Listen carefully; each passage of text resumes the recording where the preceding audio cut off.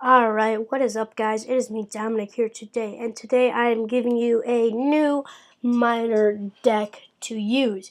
It is very well placed with the new Graveyard update, as well as coming soon, Jungle Arena. I am super stoked. If you haven't seen the new cards coming out, we have Goblin Gang, Executioner, and if I remember, the other one was... What was the other one? I'm not quite sure. I forgot what the other... Oh, and the Dart Goblin, I think it's called. So those are the 3 new cards coming in. If you didn't know, Arena 6 is getting a new card, the Battle Ram, which is basically 2 barbarians carrying a log. I mean, I don't know. It's really nice. The log is pretty fucking sweet, as we have here. Log is pretty sick. Very good. Zap can kind of substitute for it. I wouldn't say it's the best though. So, let's look at our miner. Right now, our miner is at 1,000 hit points and 160 damage. Now, when you put him on a tower, he only does 64 damage.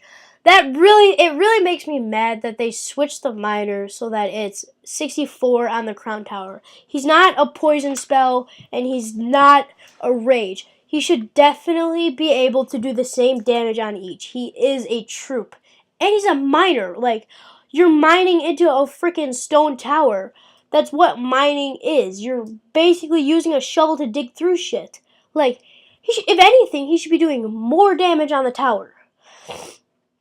Not a lot less, right? I have my graveyard in here. It's used to counter a lot of things that do splash, like a wizard or something. Sometimes I just use it as a distraction for, like, big troops like Inferno Dragons or something. Some troops that can have high damage potential, but don't get it if they can't hit the tower. So it's very good. It does so much damage. It literally spawns freaking 20 skeletons in a matter of... Yeah, it spawns 20 skeletons anywhere on the field. It's so much fun to play with. So, I'm going to show you a replay with this deck. Alright, I'm going to show you this 3-1 with this Scripica, whatever. Looks Italian. But let's play this. This is a deck that was kind of difficult to play around, especially with the Elite Barbs and the Inferno Tower. So he's going to place his Hog Rider there, and I'm just going to Skeleton Army that. Goodbye, Hog Rider. He does get 1 hit off, and he is going to arrow my Skeleton Army. I don't know why I placed my Miner. I knew that arrows or zap was coming. So I am now going to place my Fire Spirits and Ice Wizard on the side of my tower to take out this Lumberjack Mega Minion. Like I said earlier, I'm not very worried about the Lumberjack or anything else in the deck. It was kind of just the Elite Barbs and the Inferno Tower. He does get some damage off, but I still do have a trick up my sleeve. He is now completely out of Elixir, and I know that. So I'm going to place my graveyard on that. I do zaps to reset the Inferno Tower. If you didn't know, same thing with Inferno Dragons and even Sparky. It will reset their charging time if you zap them. So that one skeleton is going to do a little bit of work, and my Ice Wizard is going to put some damage down. So this Valkyrie's coming in. I don't really have much, so I'm just going to Fire Spirits this, and hopefully I can get the Valkyrie out. I don't end up hitting the Valkyrie, so I just use an Ice Wizard. He does take my tower here, and I'm okay with that. I do want to get rid of this Lumberjack, but, you know, the Zap here. Goddamn Zap. Zap is so good, guys. You have no idea. So, I have my Ice Wizard and the Miner. So, he does go for my Giant just in the nick of time. I was, like, super glad. But Miner just does so much chip damage. He hits fast and he's good. So I do place my Hog here, and I'm going for the big win. My Hog is going to get some work done because my Giant isn't doing anything. Which he paid for not trying to take out my Hog. So he is going to play his Elite Barbs behind his Valkyrie, I believe. No, he placed them in front. I will Skeleton Army, he will zap, and then I'll Graveyard because he didn't think about that. The arrows don't really do much until it's too late. So I do put my Ice Wizard down, and I'm going to do that. I'm 90% sure I zapped this tower. I do not. I let him take my Giant. So with my Miner on that, I do Skarmy and Fire Spirits. That is going to take his tower because he has nothing left. The one thing that I really like about this deck is the fact that it is cheap. It has lots of great pushes, and it is cheap. So if you go up against someone with a long, expensive deck, like a Golem deck, for instance, you are going to win. Because you can cycle through your cards like it is nothing. And there is this really cheap miner deck that Molt uses. It's 2.5. It's a very spammy deck. Very easy to counter. Really, all you need is log and zap, and you're pretty much set. So, in that game, I definitely used the miner very offensively. So, I'm going to show you a replay of a defensive miner, which I cannot find. So, I'm pretty sure it was this one. I think it was this one. I'm not sure. I'm pretty sure it was this one with the Lava Hound, though. I do end up losing this battle, and it does kind of upset me. I really don't like losing with this deck, although sometimes it may be easy to. So he's gonna place his Lava Hound to start, which angers me very much. I hate dealing with Lava Hounds with this deck. It really dicks me over. But he's out of Elixir, and I am going to place my Graveyard Miner. That does get some work done on his tower. Gets it. It might take it. I do take. Ooh, I almost take his tower. I thought I took his tower there. So I do have nothing to counter Lava Hound in this deck. But as much as it appears, it's okay. I can't really think of anything else.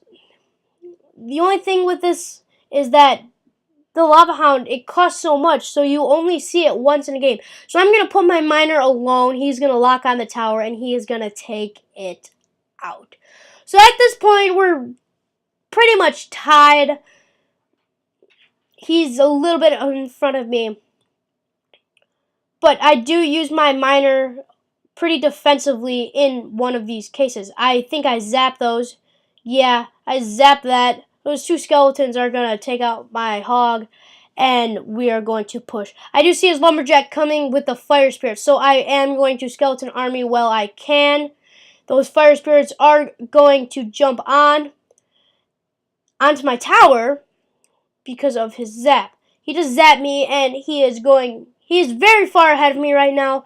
Right now, I really have no choice but to go for his tower. I know he has Elixir and he has a good counter, but it's all I can do and to stay in.